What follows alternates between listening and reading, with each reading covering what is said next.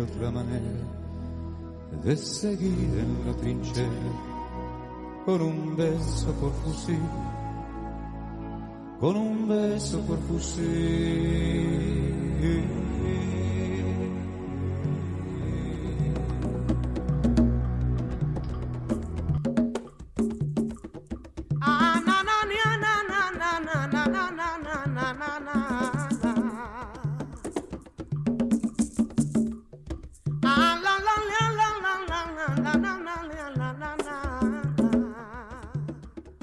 Bien, buenos días a todos los amigos que nos escuchan. Mi nombre es Miguel Alejandro Jaez. No sé cuántas personas nos estarán escuchando ahora mismo, a lo mejor ninguna, a lo mejor una. Bienvenidos al Solar. Esto es un podcast que vamos a estar realizando a partir de ahora, un podcast que no pertenece a la trinchera, pero que sí es parte de los espacios que conforman ese pequeño universo de colaboraciones sobre el cual se levanta el proyecto de la trinchera. El Solar va a ser un espacio, este es el segundo episodio, el primero no ha salido, se está editando todavía, cosas que pasan. Va a ser un espacio de conversaciones. Aclaro que son conversaciones y no entrevistas. Yo no soy periodista, no domino el periodismo y me gusta hablar demasiado como para dedicarme a hacer entrevistas, por tanto el formato va a ser de conversaciones. Me gustaría aclarar que estos podcasts van a estar transmitiéndose al menos una vez por semana, no tiene días fijos, como comprenderán es bastante difícil lograr transmitir en vivo un día fijo a la semana, al menos por ahora, pero sí va a tener una periodicidad semanal. La particularidad de estos episodios es que todos van a ser en vivo. De hecho, ahora mismo estamos grabando debajo de la base del puente Almendares y con tremendo aire, tremendo ruido. Me imagino que a pesar de que se cuenta con un micrófono relativamente serio, se puede escuchar todos los ruidos ambientes. Ahora mismo tremendo aire. La otra particularidad es que los episodios van a tener cortes de 15 minutos. Cada 15 minutos hacemos una pequeña pausa de 30 segundos, un minuto y continuamos al aire. Y bueno, nada, hoy que es el segundo episodio, a pesar de que el primero no ha salido, voy a estar conversando sobre el cambio de nombre de la carrera de filosofía. Era algo que había debatido en las redes con algunas personas, era un tema que se quedó pendiente, es un tema incluso que se va a estar tratando en el próximo espacio de debate Trinchera Abierta. Pero bueno, ahora vamos a estar conversando sobre eso con un joven igual que yo, por cierto, Amé Toledo, que es un anarquista cubano, es activista, vinculado al grupo, al centro social ahora también es podcaster, está lanzando su propio podcast que se llama La Nota Negra. Y bueno, Amé también es estudiante de filosofía. Entonces, Amé, bienvenido. Bueno, buenas a todos los que nos escuchan y vamos a meterle. Entonces, háblame un poco de esto. Yo te voy a hacer preguntas, tú me vas a preguntar, vamos a ver qué sale aquí. Cuéntame. Ya, ok. El tema habíamos dicho que es el cambio de nombre de la carrera de filosofía, pero vale señalar que no es solamente el cambio de nombre de la carrera, lo que al final se realizó el pasado 28 de enero. Lo que ocurrió en sí fue una defensa pública de lo que sería la aplicación del Plan E para la carrera de filosofía, que casualmente era la única carrera que no se había adherido a este plan en el curso que ya había iniciado. No solamente se le cambió el nombre de filosofía marxista-leninista a filosofía, sino que también se actualizó todo el programa que tenía la carrera, de modo tal de que se ha logrado actualizar esos programas que estaban un poco ya viejos, se han llenado de fresco y a la par, por supuesto, se intentó ser coherente con el mismo programa, dándole solamente el nombre de filosofía. Eso fue lo que aconteció el 28 de enero. Bueno, Amé, tú sabes que yo no tengo una guía de preguntas, pero se me van a ir ocurriendo en la medida que vamos grabando y logre yo mantener un hilo de coherencia en mis ideas. Déjame preguntarte, ¿cómo fue recibido eso por los estudiantes, los profesores? ¿Qué ambiente hubo a lo interno de la facultad? Bueno, esto es sintomático. Realmente, cuando vamos a hablar de cómo fue recibido por los estudiantes, no tuvo la gran recepción. O sea, realmente nunca ha existido, bueno, de gran parte de los estudiantes de filosofía, no ha existido una gran inquietud sobre el mismo nombre de la carrera. Espérate, que eso me llama la atención. no hay inquietud, pero por una cuestión de indiferencia, por una cuestión de que existe, que hay una autopercepción sobre la carrera, que la gente que entra allá entra como convencida de que tienen que estudiar marxismo y leninismo. ¿Qué crees de eso? O sea, es una cuestión de cuáles son las expectativas de cada cual y por supuesto de que hay que decir que la mayoría de los estudiantes que entran a la carrera de filosofía marxista-leninista ni siquiera la pidieron en primera opción, sino que la pidieron en última y al final pasan la carrera por no más que tener un título. Eso es lo que sucede en la mayoría de los casos.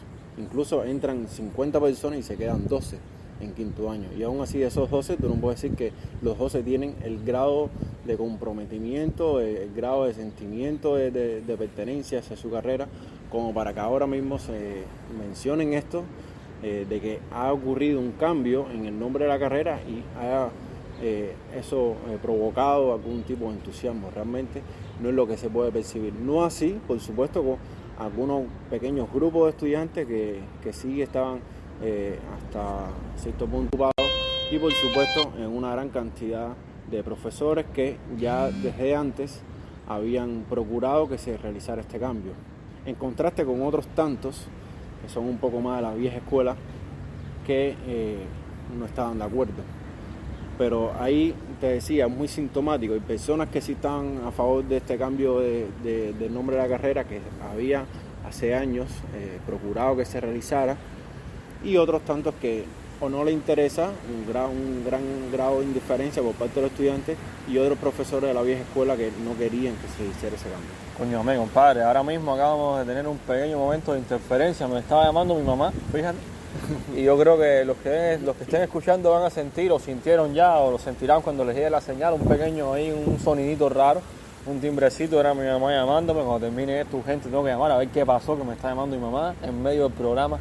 Y oye, está muy bueno eso que me estás diciendo y me recuerda algo que a mí siempre me ha traído, que es la concepción de otra carrera, que es la carrera de física. Un saludo para mis amigos físicos, espero que escuchen esto en algún momento. Y es que el tema de ser selectivo, ¿no? ¿Tú crees que la carrera de filosofía no es selectiva? La carrera de filosofía para nada es selectiva. Ya te decía, la mayoría entran en última edición. Conozco pocos de mi propio año que la eligieron en primera edición, creo que somos 3 o 4 nada más, y así sucede en todos los años. No existe ese grado de interés. ¿Qué te puedo decir? No es nada selectivo. Eso deja mucho que desear, incluso todo eso da para un debate, porque puede incidir, eso incide directamente sobre el desarrollo y el futuro de la filosofía, al menos el conocimiento y de la aplicación de la filosofía en Cuba, porque bueno, yo creo que eso afecta muchísimo todo el tema del comprometimiento, compromiso, me gusta más la palabra, por cierto, el compromiso con el ejercicio de la filosofía como saber, que desgraciadamente en el mundo, no solo en Cuba, en el mundo está bastante en decadencia. Hoy en día se le llama filósofo a casi cualquiera que haga una reflexión social, ontológica o asociada al poder, con cierta coherencia, con cierto grado de poesía en prosa. Pero bueno, eso creo que es otro tema. Entonces me dijiste, ya Candela, esa historia de cómo entra la gente ahí. Entonces los profesores sí les cuadró más, ¿no?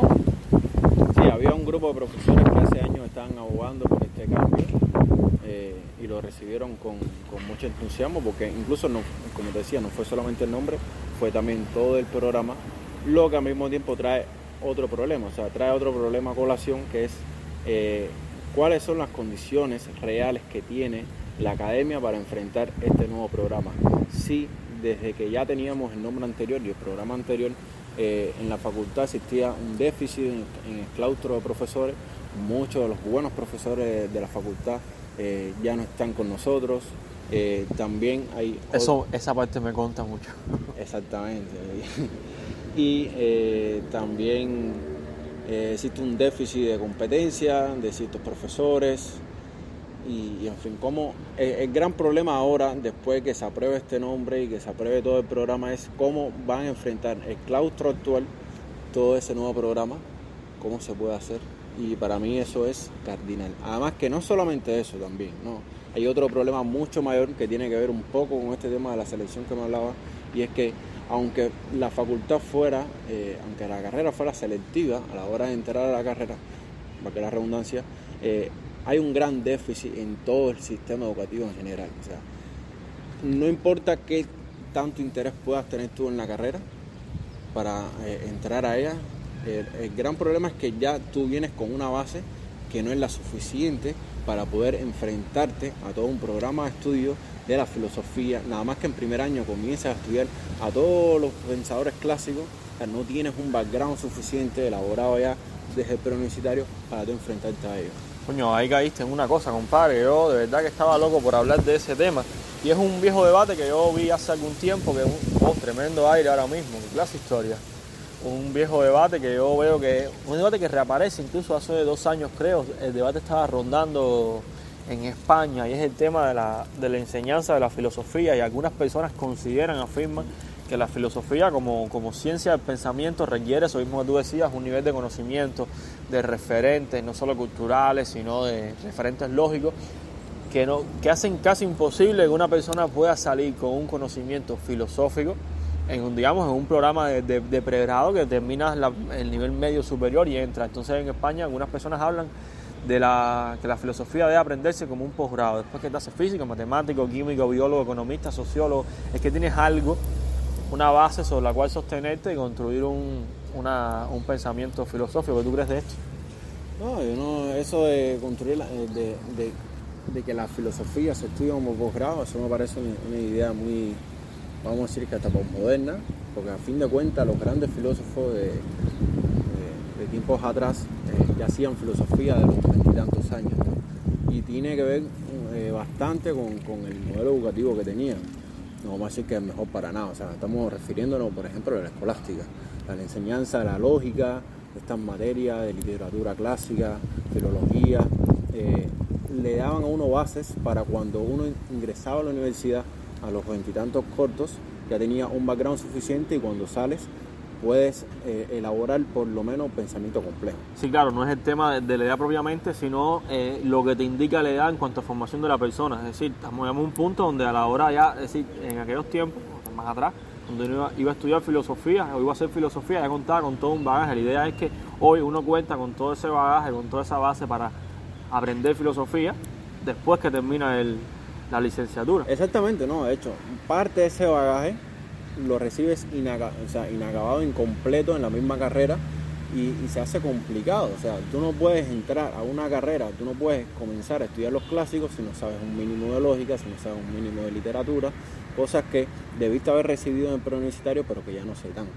Porque tengo referencia que antiguamente en el modelo educativo anterior cubano también se daba lógica en el preuniversitario. Lógica ahora lo damos en segundo año, incluso en filosofía. Entonces, no es una cuestión de que hace falta un posgrado y entonces conocer la universidad, no, es que se puede recibir desde años anteriores, desde edades tempranas, y luego poder estudiar filosofía como una carrera universitaria. Coño, sí, por ahí va la cosa. Entonces, al final, hasta ahora vamos en que ya no es ni siquiera un problema del propio plan de estudio que puede ser la fuente de una aprensión filosófica, sino de ya con lo que viene uno incorporado a la hora de aprender determinadas cuestiones asociadas a la filosofía. Además, ya estamos llegando al momento del primer corte. A los amigos que nos escuchan, nos pueden dar un minuto y medio, quizás 2 minutos para continuar con la transmisión. Y bueno, seguimos ahora. Nos vemos pronto. Bueno, ya estamos de vuelta acá en el podcast Solar, hablando sobre el cambio de nombre de la carrera de filosofía. Estamos acá conversando yo, Amel Toledo y Miguel Alejandro Valles. Entonces, continuamos. Bueno, al menos habíamos quedado en el tema de la preparación necesaria para construir un pensamiento filosófico.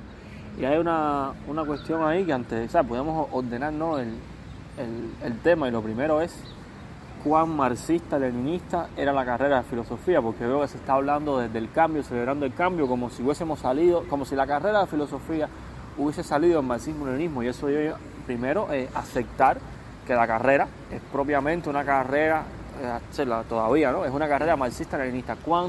¿Qué tú crees de cuán marxista-leninista sea la carrera? Bueno, para eso hay que hablar un poco de la historia del nombre. El nombre de la carrera de filosofía marxista-leninista, si no me equivoco, nace en los años 70,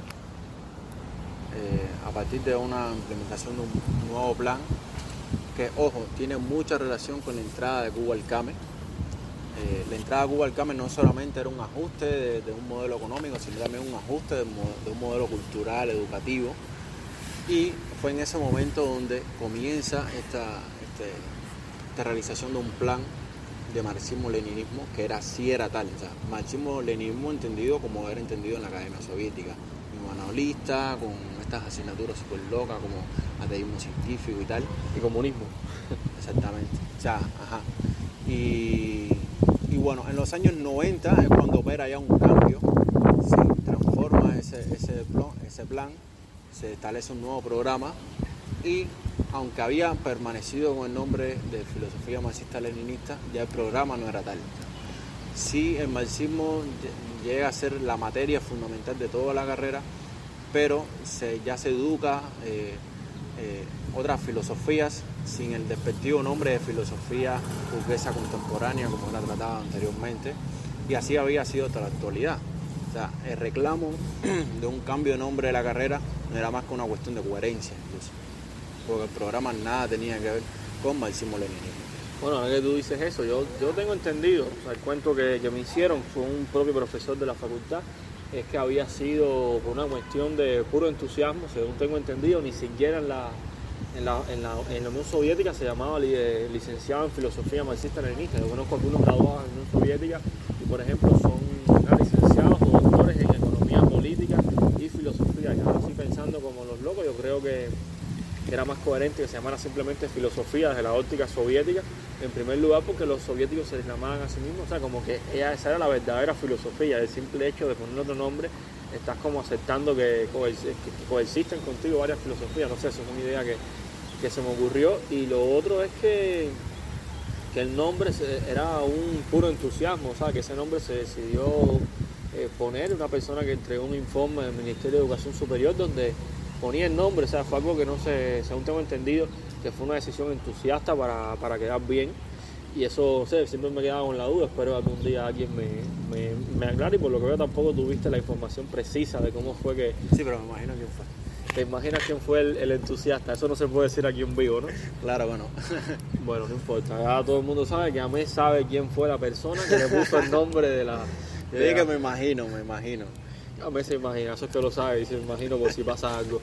Y lo otro, entonces, que ya la carrera, o sea, ya no venía siendo marxista-leninista en el sentido de cumplir con todos los cánones, con todo el programa educativo que se llama marxista-leninista, ¿no? Ya la carrera tiene incorporado asignaturas que incluyen otro tipo de marxismo. Bueno, realmente, y esto tiene mucho que ver con esto que te decía, el deterioro del claustro. Sí existían se impartían muchas otras filosofías,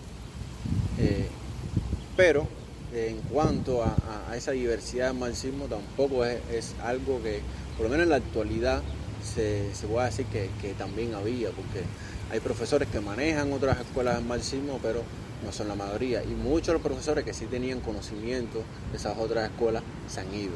Entonces, incluso se podría decir que era un marxismo ahí casi histórico, ¿no? O sea, se estudiaba la historia del marxismo, pero no tanto el marxismo duro. El propio pensamiento marxista.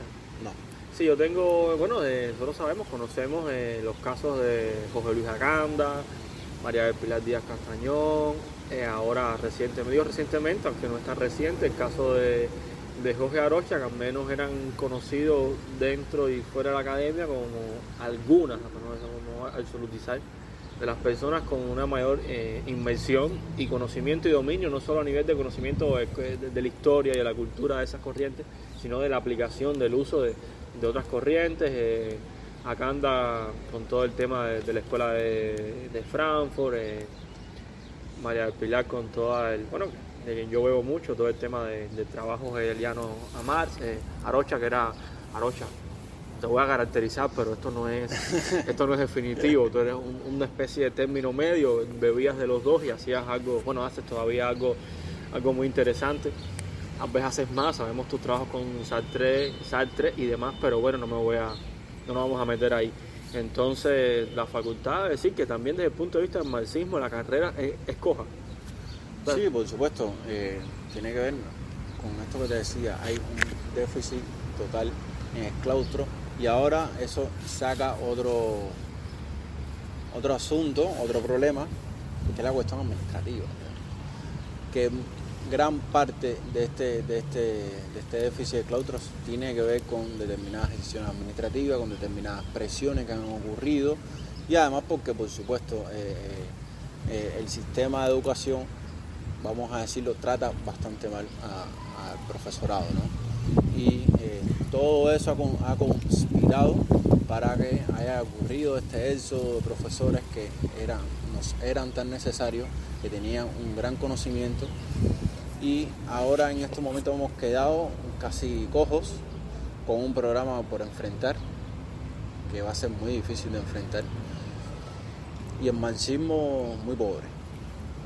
Eso mismo te iba a tocar ahora, compadre, que ese nuevo plan, ya sabemos que la vieja era, bueno, el actual fue en su momento un programa de filosofía marxista-leninista con todas la ley, con toda la, no podemos decirle metatranca, porque la metatranca es algo serio, con toda esa tranca soviética a base de manual y de consignas establecidas, con las categorías bien definidas, todo era un ABC, un 2, 3 que pasa más chévere.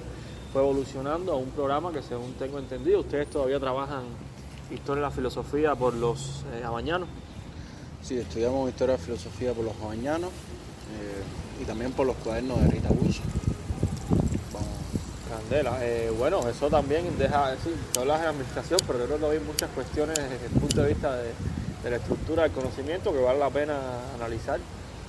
Y es eso, es decir, una carrera de filosofía marxista-leninista puede incluir a la vez una corriente existencialista que en teoría, todavía no, en la práctica teórica también es casi que excluyente con lo que pudiera ser un marxismo. Es algo interesante cómo se va degradando y vamos a decir, ya sabemos que fue eso, primero marxismo-leninismo, fue un pseudo-marxismo-leninismo que se mezcla, y bueno, esto es algo que puede ser debatible, con incluso lo peor que puede ser el pensamiento filosófico o la historia del pensamiento, porque todo el mundo conoce, más o menos los que nos escuchen, el Abañano no es considerado precisamente el mejor texto de historia de la filosofía, que se hizo por encargo, que reproduce una visión muy existencialista, a veces simplona, que no te deja con una visión lógica, o sea, la filosofía pensada como lógica, ese manual no te lo incorpora, te deja una especie de, me disculpan si estoy generalizando, yo tuve el honor de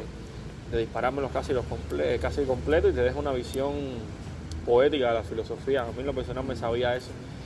Pero este nuevo plan, ¿qué filosofía es? Una especie de filosofía, ¿cómo va a quedar? Una especie de programa de historia de la filosofía neutral, un programa inclinado hacia el marxismo, esperemos que no, por desgracia del marxismo.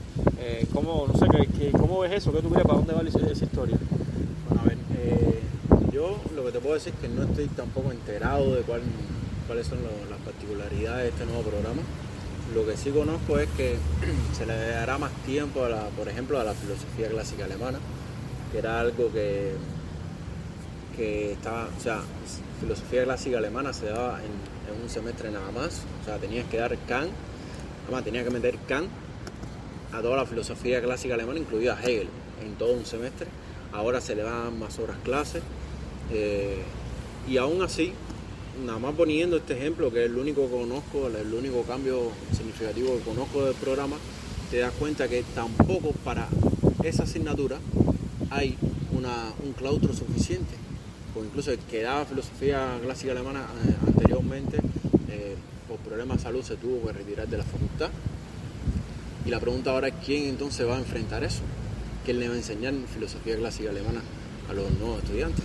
Coño, eso es algo que tú sabes que a mí me toca de cerca, sabes que a mí me encanta la filosofía clásica alemana. Yo, bueno, los que me conocen lo saben, los que escuchan y no lo conocen, yo trabajo directamente Hegel, la ciencia de la lógica de Hegel, con María del Pilar, que bueno, después de Zaira, ¿no? ¿Cómo se llamaba? Zaira de Río. No, Rodríguez, no, Zaira. Bueno, tuvimos un pequeño momento aquí de lapsus interdisciplinario. Zaira. De Pilar, y según tengo entendido también acá anda, no tanto, pero sí Arocha continuó un poco mientras estuvo en la facultad de filosofía, el tema de la lógica de Hegel, y ahora se van a enfocar en la clásica alemana. Pero vuelvo a una pregunta: ¿y cómo van a trabajar la clásica alemana? ¿Es un enfoque existencialista? ¿Sabe dónde está la fuente? Esto lleva a otra pregunta más grande: ¿dónde está la fuente del conocimiento filosófico? Creo que este es el pollo, el arroz con pollo de este programa. ¿Dónde está la fuente? Es decir, hay una filosofía marxista-leninista que se degradó, evidentemente. Hace falta un cambio de, referente a la hora de construir pensamientos filosóficos a nivel académico. ¿Y dónde está esa fuente? Y yo digo esto porque hasta ahora, si las personas que se formaron bajo la égida del marxismo-leninismo, después bajo la égida de ese marxismo-leninismo mezclado con corrientes como el existencialismo, se dan cuenta, y aquí un problema hasta semiótico, se dan cuenta de que hay que hacer un cambio, ¿cómo ellos saben hacia dónde cambiarse? No hay nada más repetido en la historia del pensamiento que darse cuenta que algo está mal para construir algo desde el punto de vista lógico similar o exactamente igual. Estoy hablando de las judías del dogmatismo que puede haber hecho determinados pensamientos como el estructuralista para al final caer en las mismas paradojas que se estaba cuestionando. ¿Qué tú crees de esto, de las nuevas fuentes? ¿Dónde está la fuente de ese nuevo pensamiento filosófico? ¿Te la puse difícil a mí? Me la pusiste demasiado difícil. A ver si no la hay. Yo espero que tú me digas que no la hay, pero estuve pensando, no importa. Bueno, te puedo decir que si existe una fuente, no es específicamente marxista. Y en ese sentido, queda ver quiénes son, porque te digo, todo esto es algo que está sucediendo ahora sobre la marcha. El año que viene se definirán quiénes van a ser los profesores que enfrentarán esas asignaturas. Y entonces podremos decir, vamos a tener más claro, podemos responder más claramente tu pregunta, ¿no? Pero en este momento, claramente no te puedo responder. No, yo te pregunto, y para ver tu criterio tengo mi propia respuesta. Yo realmente me muestro escéptico, y es que en realidad son las mismas personas. Creo que esto remite al problema del sujeto, y si esto lo escucha gente que ha trabajado todas estas cuestiones, va a saber y se va a ilustrar, puede imaginarse lo que estoy hablando, y es el tema del sujeto. ¿Dónde está ese sujeto académico específico que va a producir, que va a guiar la conducción de un nuevo pensamiento? Es decir, ¿qué garantiza que las personas que se están planteando cambiar el programa no están atrapadas dentro del mismo pensamiento que se están cuestionando? Esta es para mí la gran pregunta, y yo tengo mi propia respuesta escéptica, y ojalá que en la práctica me diga otra cosa. A mí llegó el momento de un nuevo corte. Ahora paramos un minutico. A todos los amigos que nos escuchan, denos un minutico para coger un 5, ajustarnos. Bueno, un 5 en un minuto, no importa. Nos ajustamos y arrancamos con la última vuelta de este programa, que va a durar hoy poquito, pero pudo haberse extendido. Hoy estamos un poco aclimatándonos a lo que viene siendo grabar un podcast en vivo. Era algo que al menos no habíamos hecho, y nada, paramos un momento.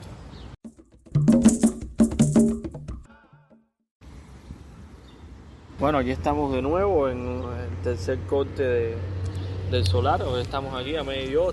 Amé se fumó su cigarrito, todavía no lo ha apagado, pero bueno, ya decidimos empezar. También llegó un compañero que estaba aquí cerca del parque, nos estaba haciendo preguntas sobre lo que estábamos hablando. Nos habló de religión también, de lo más interesante. Ya sabemos que también cuando grabemos se nos puede acercar gente, y no dudo que en algún capítulo alguien que esté pasando se nos suma y coja el micrófono y diga su opinión. Esto es verdad que es tremenda historia. Entonces, Amé, llegamos a un punto, llegamos a la parte administrativa. Seguimos con todo el tema de la fuente, del conocimiento, de dónde sale, qué va a pasar, qué es lo que hay.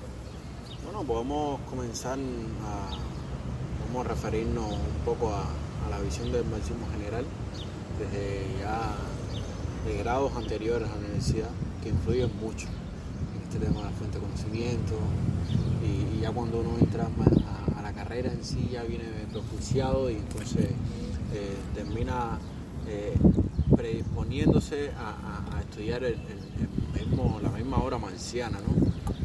Podemos hablar un poco sobre eso. Sí, bueno, eso que realmente yo creo que ya está para otro podcast completo, una emisión de 1 hora y media. No sé si los amigos que nos escuchan saben que nosotros hacemos, bueno, tú eres parte de ese proyecto también, un proyecto colaborativo de los Trincheras Abiertas, que son debates que se hacen todos los meses, a veces para discutir metatrancas asociadas al marxismo, pero bueno, ahora a grandes rasgos yo creo que la deformación del marxismo, si la cátedra, el pensamiento de cátedra, los académicos van a intentar construir una carrera de filosofía que al menos tenga un pensamiento, se enseñe un marxismo un poco más serio, la va a tener difícil. Eso mismo que tú decías, ya uno entra a la universidad cuando entra con toda esta historia de la cultura política, que es una asignatura que es de lo que se entiende como marxismo soviético, pero es un marxismo soviético extremadamente degradado.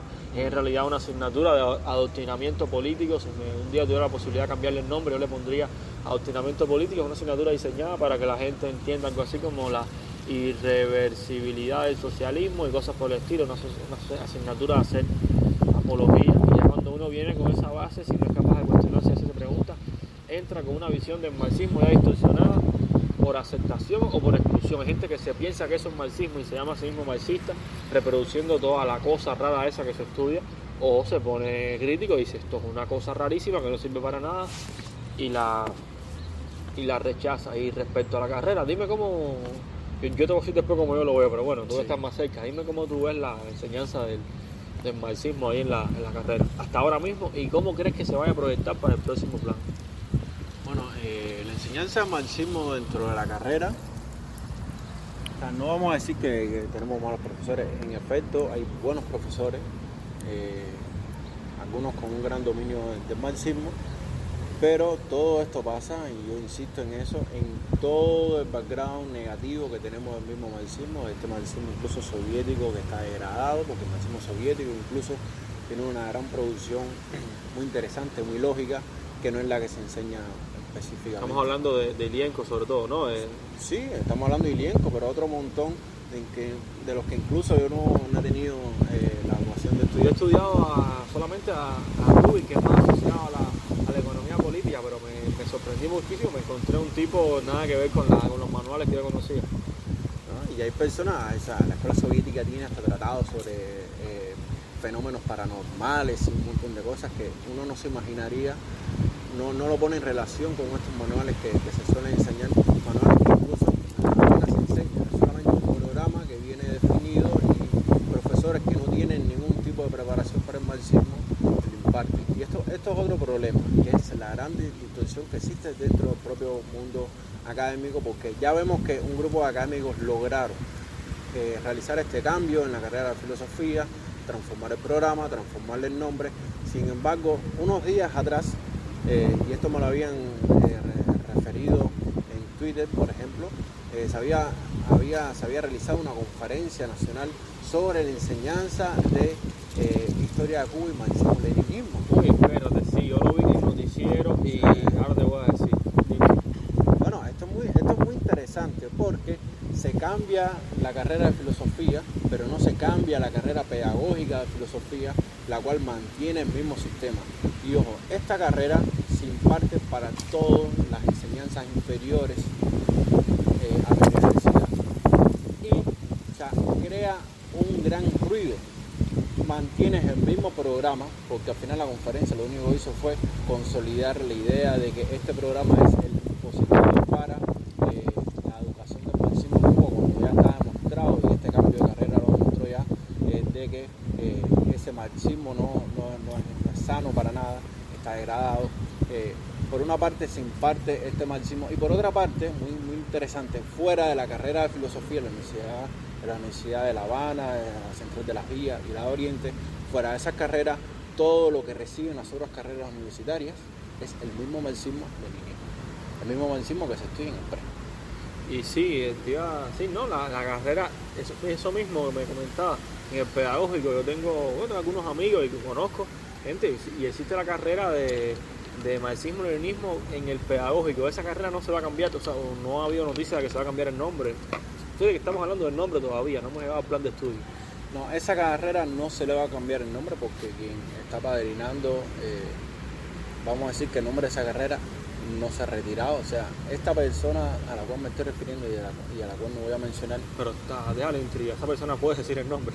no voy a decir el nombre, solamente voy a decir que en la defensa pública del cambio de nombre de la carrera, del cambio de programa, esta persona se levantó y se fue una vez concluida la reunión. O sea, yo me quedé intrigado. Saca la grabación, me tienes que decir el nombre aunque sea. No, después te lo digo. Y esta persona está empecinada en conservar no solamente el nombre, sino también todo el programa. Y es lo que te decía, o sea, hay un gran problema administrativo de fondo. No solamente un grupo académico, es que hay personas que están por encima de ese grupo académico, que son las que están sinceramente desbaratando cualquier posibilidad de pensamiento, no solamente marxista, sino un pensamiento crítico.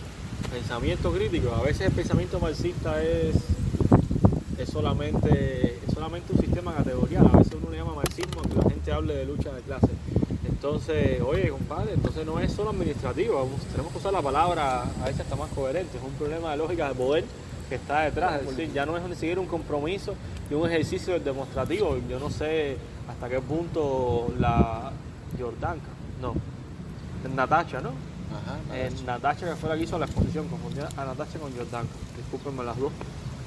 Habrá hecho una exposición desde el punto de vista lógico, retórico, académico, convincente, pero es que detrás de todo eso hay una lógica de poder y es que los que están acomodados, por llamarlo de alguna forma, con el discurso dentro de la academia y el ejercicio de poder de la academia, pues el marxismo-leninismo no les es tan fácil llegar y decir, bueno, suelto la rienda y que coja a otra persona. Creo que también está esa variable y que incluso puede ser más importante que la propia batalla de conocimientos que pueda haber. Sí, ¿no? Bueno, te veo ahí, te veo apoyando la idea demasiado, no importa, eso pasa. Entonces parece que estás de acuerdo con lo que estoy diciendo. Y que era lo otro que tiene que ver con el tema de la enseñanza que hemos hablado antes de empezar. Y es algo que a mí me sigue preocupando y es que cómo se cambia el nombre de la carrera, pero se queda, ¿no? Esto que estábamos hablando, se queda todo el ecosistema que los rodea. Mira, por ejemplo, todavía en la conciencia social, que es mucho más importante, la conciencia social, yo creo que una de las personas que más influyen en la subjetividad social, aparte de la gente de los artistas con mayor difusión, son los políticos. Recordamos que fueron los políticos los que introdujeron el uso del femenino en el lenguaje, o sea, los que introdujeron, los que popularizaron. Por ejemplo, si mientras uno ve, el otro día vi en el televisor un discurso de la rectora del IRRI, uno ve todavía funcionarios, altos cargos políticos, administrativos, refiriéndose cada vez que van a hablar del tema del marxismo-leninismo. Yo, aquel congreso que tú me hablaste de la enseñanza de la historia del marxismo, yo vi un reportaje en el noticiero y le hacían algunas entrevistas a algunos profesores. Y, óyeme, la gente de la enseñanza de la historia sigue viendo la historia como un tremendo aire cada vez. No es fácil esa historia, hablando de historia. Se notaba ese discurso marxista-leninista, el más recio, el de las escuelas de cuadro, que es el discurso de todo esto se hace para validar una postura de Estado. Entonces, volvemos, ¿no? Si no cambia todo ese, si no se lleva eso, el discurso político, si los políticos todavía los funcionarios siguen hablando de marxismo-leninismo todo el tiempo que tienen que hablar del tema, si todo el acompañamiento de la enseñanza en los pedagógicos, en los preuniversitarios, si la enseñanza del marxismo en las otras carreras, porque existe una especie de componente marxista-leninista en todas las carreras, que es la teoría sociopolítica, la economía política y la filosofía y sociedad.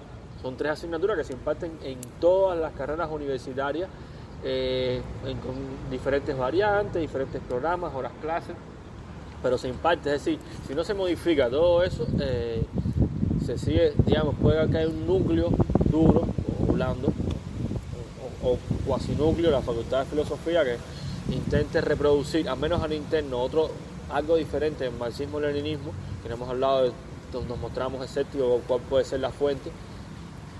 ¿Y qué pasa con lo demás? Es decir, todos los demás van a seguir reproduciendo. Entonces yo creo que si no se articula eso a nivel de todo el sistema de educación, ya sea superior y los niveles inferiores, no se va a llegar a ninguna parte. ¿Qué tú crees de eso?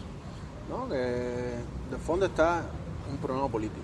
Cuando te menciono administrativo, te lo estoy identificando prácticamente con una cuestión política. han cedido en este terreno en transformar el programa, transformar el nombre, pero no van a ceder en lo demás. E incluso cediendo en este terreno y propiciando la generación de nuevas ideas, que es muy difícil, es extremadamente difícil con todo el background que uno tiene, aún así se van a seguir produciendo nuevos éxodos de estos profesores, y el grado de asimilación que puede ocurrir en otros espacios fuera de la Facultad de Filosofía del marxismo va a ser igual que antes. O sea, tiene que operarse necesariamente una transformación político-administrativa para que pueda de algún modo revitalizarse el marxismo en Cuba, porque mientras el Estado siga manteniendo esta misma línea de adoctrinamiento erróneo, incluso incoherente, pobre, no va a haber ningún tipo de desarrollo del marxismo en Cuba. Eso es definitivo. Yo la agregaría, porque bueno, eso que tú estás diciendo es como una especie de condición, punto de partida. Ha habido experiencias en la historia, esto último que voy a decir puede ser polémico, puede dar incluso para otro debate, donde uno tiene el espacio creativo. Estoy hablando, por ejemplo, de la escuela de Frankfurt, es una escuela la cual no he estudiado con el rigor para emitir grandes juicios, pero las cosas que he visto hasta ahora en la escuela de Frankfurt, por ejemplo, la economía política, que es el tema del cual yo sí me dedico casi por entero, la economía política, lo que hizo la escuela de Frankfurt con la economía política llegó a tener el mismo nivel de elaboración teórica dogmática que pudo haber tenido una escuela soviética, hasta ese famoso caso donde los estudiantes había un ejercicio, ¿no?, que tenían que calcular matemáticamente el valor. O sea, eso es algo tan dogmático como que te encontrabas en los libros soviéticos.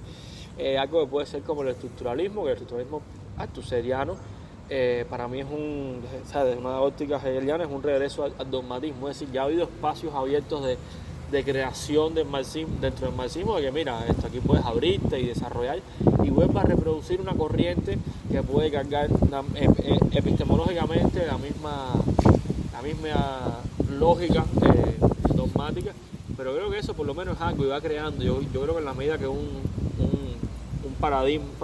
sistema de pensamiento o un conjunto de ideas, da igual, tiene la posibilidad de expandirse, llega un momento donde eso, estaba pensando incluso el tránsito de Kant a Hegel, llega un punto donde puede dialogar todas esas corrientes, dialogar consigo misma y hacer un salto metodológico.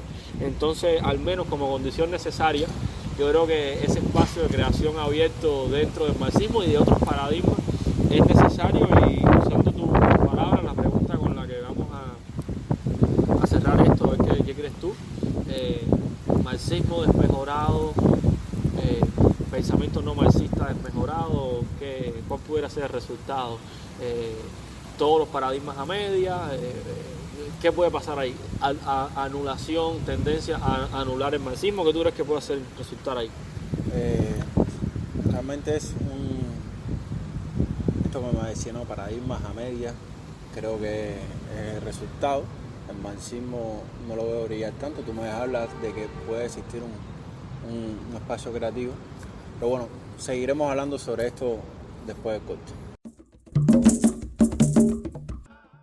Bueno, el punto es que con este nuevo cambio hay que pensar entonces si verdaderamente existe una posibilidad de que se produzca este espacio creativo del cual estabas hablando con la escuela de Frankfurt, que vale decir que estaba en un contexto diferente, un sistema educativo totalmente diferente al que existe en Cuba, y que además incluso ese mismo espacio creativo no dio para tanto, o sea, en la práctica realmente no dio para tanto, aunque ciertamente se convirtió en un paradigma teórico, epistemológico, sí podemos decir eso, pero más allá no fue más nada.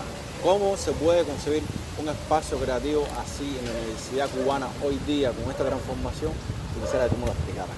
Bueno, yo no tengo explicación para eso. Yo estaba soñando, ¿no? Si nos ponemos a reflexionar y no a soñar, que a veces se parecen, pero no es lo mismo. Yo creo que en un contexto es muy difícil, ante un país, está el caso de Vietnam, un país puede tener una lógica de hermetismo político y apertura en otros sectores, pero no es el caso de nosotros. En este caso de Vietnam, que es un país con una lógica, vamos a llamar la tradición partido comunista dominante, no es la manera más aceptada ni más difundida, pero bueno, sin embargo es un país con una lógica de descentralización de la economía. Lo más interesante aquí, la centralización se da en casi todos los ámbitos y es algo bastante delicado no es una palabra, algo bastante complicado, poco probable que se dé dentro del espacio de difusión del pensamiento una lógica de apertura. Incluso estaba pensando en los pocos momentos de la historia donde ha existido eso dentro y fuera de la academia, pensamiento crítico, toda aquella cruzada que hubo en su momento contra pensamiento, digo cruzada y puede ser que esté exagerando, pero no estoy exagerando,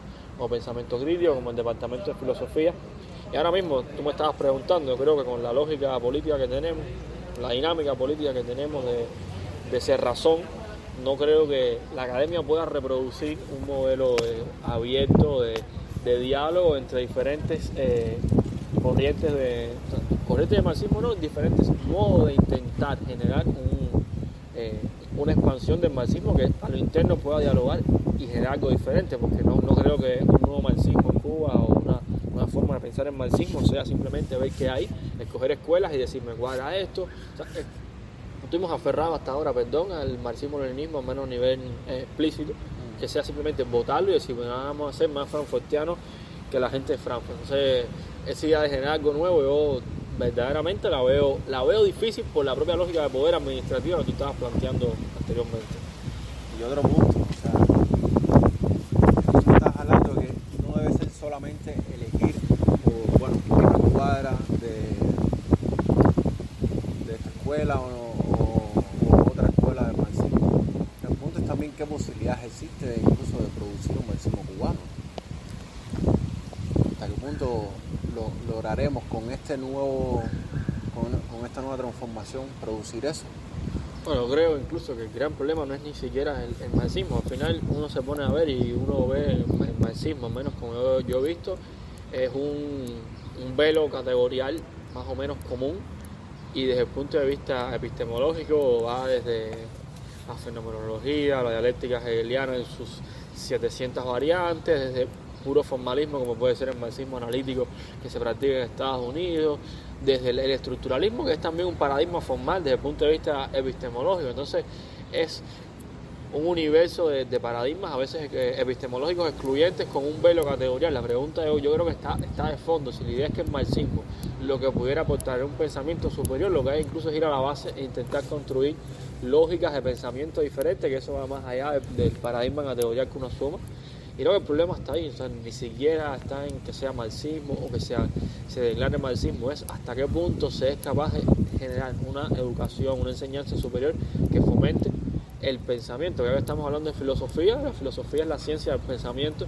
Entonces, el nuevo programa, los nuevos modos, los nuevos profesores, ¿cuál es la apuesta? La apuesta es por coger el marxismo, hacer un marxismo más cool, o hacer un marxismo más cool que esté también en coexistencia con otros paradigmas más cool, o hacer que la carrera de filosofía pueda generar el tipo de sujeto que se plantea el propio nombre, que es el pensamiento, la filosofía como ciencia del pensamiento.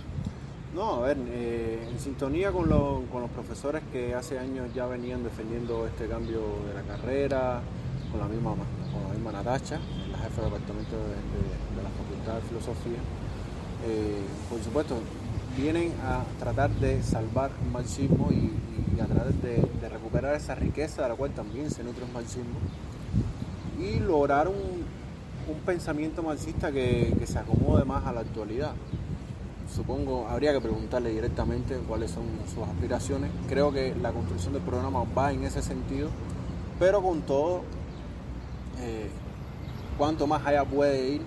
Es decir, hay millones de problemas. Está el problema político-administrativo, está el problema del propio claustro, está el problema de la base formal que tienen los estudiantes. ¿Cuántos resultados? Espérate, ¿con base formal te refieres a la base de pensamiento lógico formal o a qué? Me refiero al pensamiento lógico formal, por supuesto. Ya. Con todas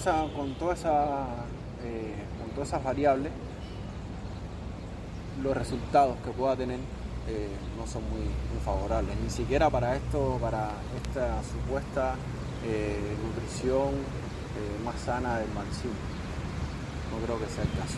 Bueno, hay demasiadas variables. Yo con la que me quedo, la que más me preocupa no es ni siquiera la del poder, es la otra, la apropiación, el proceso propio de aprendizaje. Tú hablabas de la base formal, quizás los oyentes no estén muy familiarizados, quizás tengamos que hacer otro episodio, depende de quién escuche esto, pero eso es uno de los grandes problemas, y es como la mayoría de los paradigmas de las escuelas marxistas se han construido sin darse cuenta sobre paradigmas lógicos formales, y deben saber los que nos escuchan, no estoy anunciando ahora que Marx no se levantó sobre un paradigma lógico formal, se levantó sobre una lógica dialéctica que es algo de la cual muchas personas hablan. A veces, hace algún tiempo Díaz-Canel, presidente de la República, hablaba de dialéctica. Incluso hay una vulgarización del término que se usa cuando algo se mueve, cuando algo cambia, cuando algo le pasa algo, que literalmente le esté pasando algo, ya se le llama dialéctico, la gente se dice a sí mismo. Hubo gente que le dio palmas a Díaz-Canel por eso.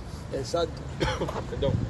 Pues decir, la gente le llama dialéctica a todo lo que se mueve en este mundo, que se dice a sí mismo dialéctico, y más allá de eso, el pensamiento dialéctico, o sea, la dialéctica es la ciencia del pensamiento, hacer dialéctica, no aplicarla.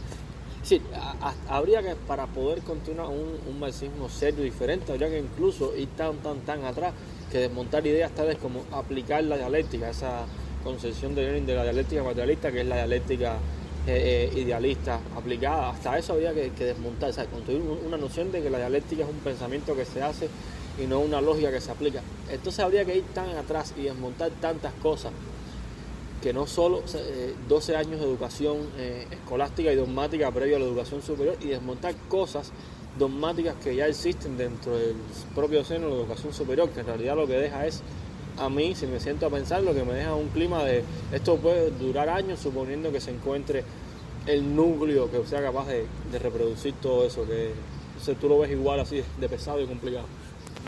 Y no solamente es cuán complicado puede llegar a ser, sino, y ya no sé si me estaré reiterando o daré una idea nueva, pero hay también una sentencia que creo que es significativa, que es que el marxismo, entendido como un pensamiento que puede lograr comprender la realidad y a partir de ahí lograr construir algún tipo de práctica, está condenado en Cuba. Si tocaste una tecla buena, sí, está condenado en la medida, estamos haciendo un podcast a veces con cosas muy teóricas, pero bueno, algo que es real, no voy a meterme en cómo se trabaja eso de algún enfoque teórico, y es que ya hay una idea de marxismo en el imaginario popular cubano, que eso puede costar siglos, literalmente siglos en desmontar, para todo el mundo en Cuba, y lo puedo afirmar yo, lo digo que vivo con ese peso encima, para todo el mundo el marxismo y el leninismo.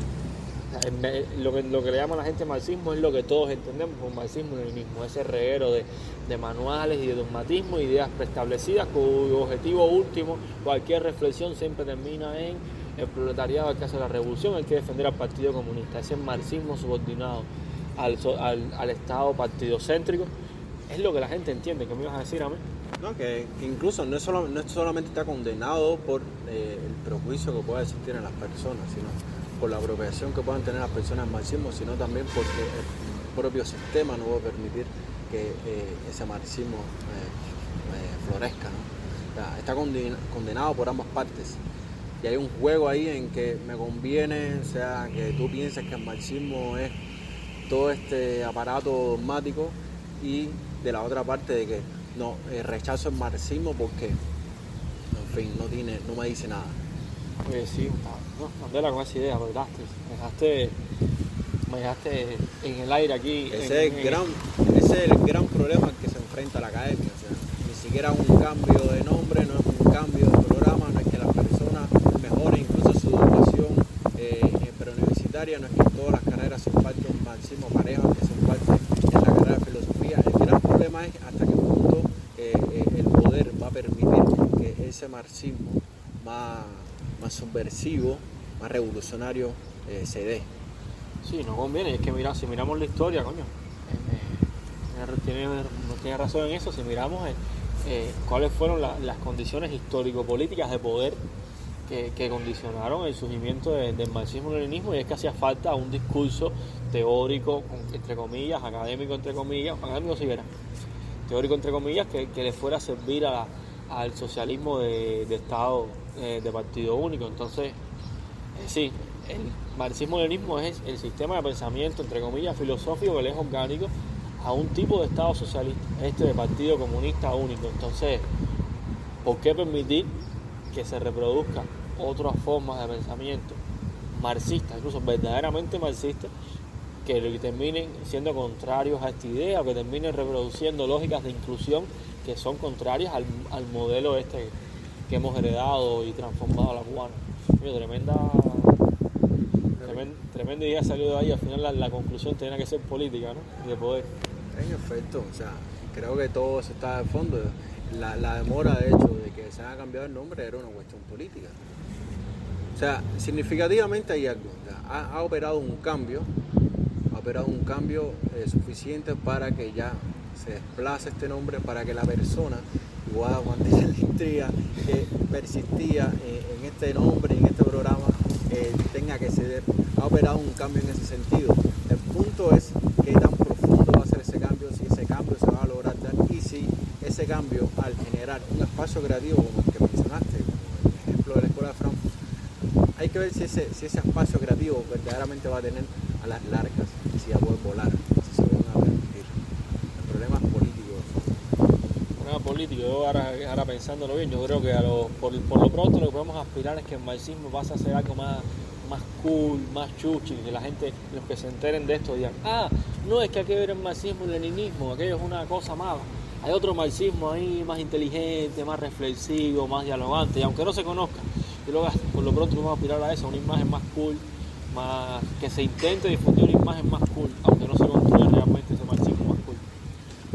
Exactamente, y más o menos para ir dando algunas señas de lo que pudiera ser positivo, y que yo me estoy aventurando y tomando un montón de riesgos, el modo en que ya la filosofía, no solo la filosofía en general, pero bueno, vamos a quedarnos en el marxismo, el modo en que el marxismo puede verdaderamente entre comillas, florecer, sería en pequeños espacios creativos que puedan opinar algo saliéndose de todo el discurso teórico tradicional que la gente pueda asociar con dogmatismo.